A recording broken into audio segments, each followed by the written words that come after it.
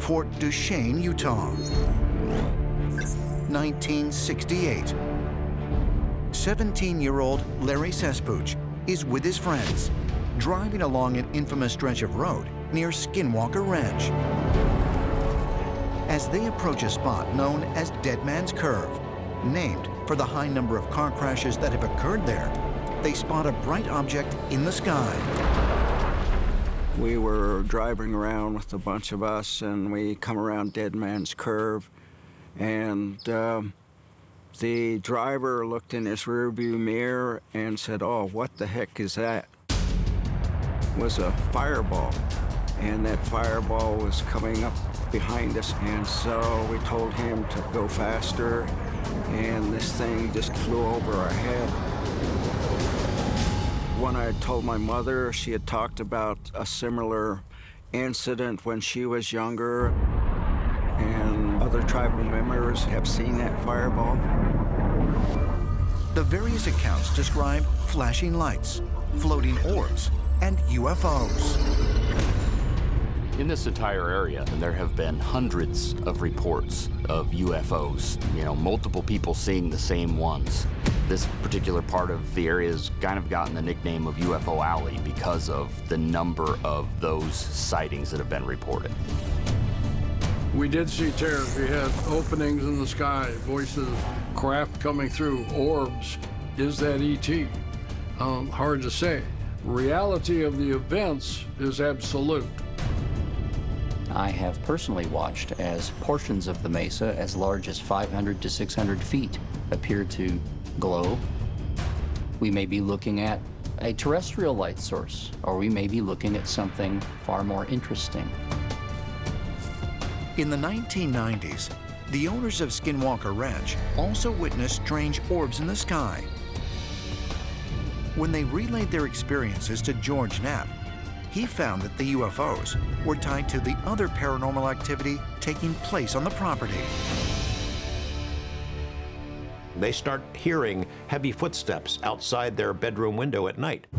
Then they start seeing these dark humanoid shapes in the windows at night. Then they start hearing the footsteps inside the house. Then they wake up at night, and there's the thing at the bottom of their bed.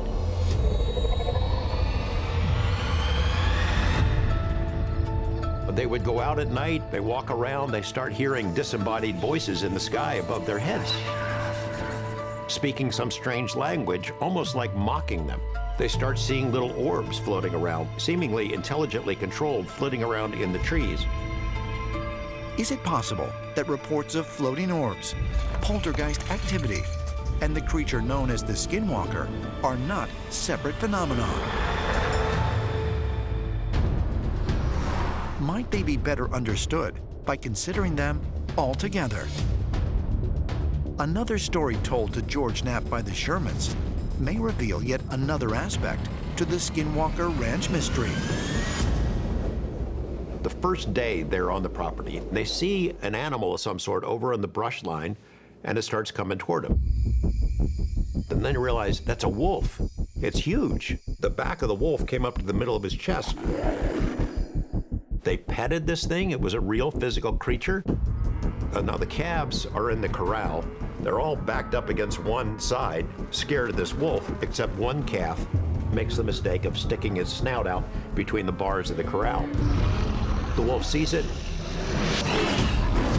leaps in the air like 20 feet, chomps down on the head of this calf, and is trying to drag it out of the corral. His son grabs a .357 out of the truck and brings it over. Dad pops a shot into this wolf. No yelp, no blood, no anything. Shoots it a second and third time.